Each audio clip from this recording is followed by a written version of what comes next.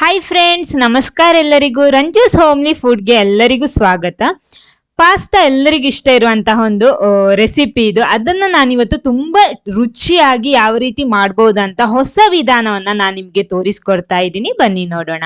ಆಮೇಲೆ first time ಈ channel ನೋಡ್ತಿದ್ರೆ ಚಾನಲ್ ಸಬ್ಸ್ಕ್ರೈಬ್ ಮಾಡಿ ಸಪೋರ್ಟ್ ಮಾಡಿ, ಪಕ್ಕದಲ್ಲಿರೋ ಬೆಲ್ ಐಕನ್ ಪ್ರೆಸ್ ಮಾಡಿ, ಅದರಲ್ಲಿ ಬರೋ ಆಲ್ ಆಪ್ಷನ್ಗೂ ಕ್ಲಿಕ್ ಮಾಡಿ. ಮೊದಲು ನಾನಿಲ್ಲಿ ಸ್ವಲ್ಪ ನೀರು ಬಿಸಿ ಮಾಡ್ತಾ ಇದ್ದೀನಿ.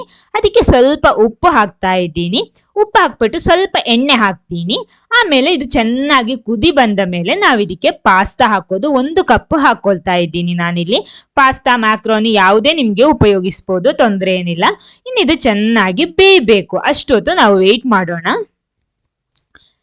ನೋಡಿ, ಇವಾಗ ಇದು ಚೆನ್ನಾಗಿ ಬೆಂದಿದೆ. ನಾವು ಅದನ್ನ ಚೆಕ್ ಮಾಡ್ಬೋದು. ಮುಟ್ಟುವಾಗ ಫುಲ್ ಆಗಿ ನಮಗೆ ಜಜ್ಜಿ ಆಗುವ ರೀತಿಯಲ್ಲಿ ಆಗ್ಬೇಕು. ನೋಡಿ, ಈ ರೀತಿ ಪ್ರೆಸ್ ಮಾಡುವಾಗ ಅದು ಫುಲ್ ಆಗಿ ನೋಡಿ ಈ ರೀತಿ ಆಗ್ಬೇಕು. ಓಕೆ, ಇದು ಚೆನ್ನಾಗಿ ಬೆಂದಿದೆ. ಇನ್ನಿದು ಸ್ಟವ್ ಆಫ್ ಮಾಡ್ತಾ ಇದ್ದೀನಿ ನಾನು. ಆಮೇಲೆ ಇದನ್ನ ಬಸಿಬೇಕು. ನೋಡಿ, ಈ ರೀತಿ ಇದರಲ್ಲಿರುವ ನೀರೆಲ್ಲ ತೆಗಿಬೇಕು. ನೀರು ತೆಗೆದ ಮೇಲೆ ಇದರ ಮೇಲ್ಗಡೆ ನಾವು ತಣ್ಣೀರು ಸ್ವಲ್ಪ ಸ್ಪ್ರೆಡ್ ಮಾಡಬೇಕು. ಯಾಕಂದ್ರೆ ಇದು ಒಂದಕ್ಕೊಂದು ಅಂಟಬಾರ್ದು ಅಂತ ಈ ರೀತಿ ಮಾಡೋದು. ಓಕೆ, ನೀವು ಸ್ವಲ್ಪ ಹೊತ್ತು ಹಾಗೆ ಇಟ್ಬಿಡಿ, ಅವಾಗ ಇದರಲ್ಲಿರುವ ನೀರೆಲ್ಲ ಹೋಗ್ಬಿಡುತ್ತೆ. ಆಮೇಲೆ ಒಂದು ಸಣ್ಣ ಬೌಲ್ ತಗೊಳ್ಳಿ. ಅದಕ್ಕೆ ನಾನು ಮೊದಲು ಟೊಮೆಟೊ ಸಾಸ್ ಹಾಕ್ತೀನಿ, ಅಥವಾ ಟೊಮೆಟೊ ಕೆಚಪ್ ಯಾವುದೇ ಹಾಕೋಬಹುದು. 3 ಟೇಬಲ್ ಸ್ಪೂನ್ ಹಾಕ್ತಾ ಇದ್ದೀನಿ. ಆಮೇಲೆ 1 table spoon red chilli sauce ಹಾಕ್ತಾ ಇದ್ದೀನಿ. 1 table spoon, 1 table spoon soya sauce.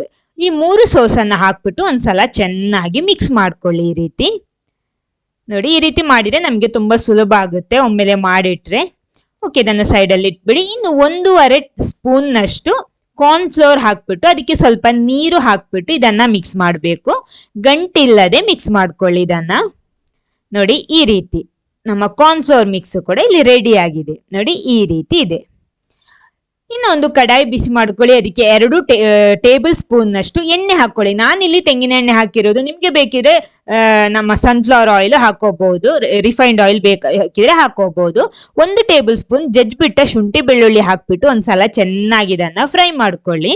ಇದು ಫ್ರೈ ಆದ್ಮೇಲೆ ಇದಕ್ಕೆ 1 ಈರುಳ್ಳಿ ಸಣ್ಣಕ್ಕೆ ತುಂಡು ಮಾಡ್ಬಿಟ್ಟು ಹಾಕೋಬೇಕು. ನಿಮ್ಗೆ ಎಷ್ಟು ಸಣ್ಣಕ್ಕಾಗುತ್ತೋ ಆ ರೀತಿ ಮಾಡ್ಕೊಳ್ಳಿ, ಆವಾಗ ಚೆನ್ನಾಗಿರುತ್ತೆ ಅದು. ಈ ರೀತಿ ತುಂಡು ಮಾಡ್ಕೊಳ್ಳಿ.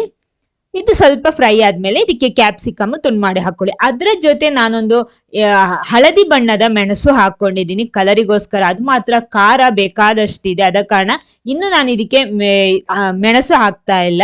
ಇನ್ನು ನಾವಿಲ್ಲಿ ಮಿಕ್ಸ್ ಮಾಡಿಟ್ಟಂತ ಸಾಸ್ ಒಮ್ಮೆಲೆ ಹಾಕ್ಬಿಟ್ರೆ ಆಯ್ತು. ನೋಡಿ, ಈ ರೀತಿ ನಾವು ಹೈ ಫ್ಲೇಮ್ ಅಲ್ಲಿ ಇಟ್ಟು ಮಾಡ್ಕೊಳ್ಳಿ.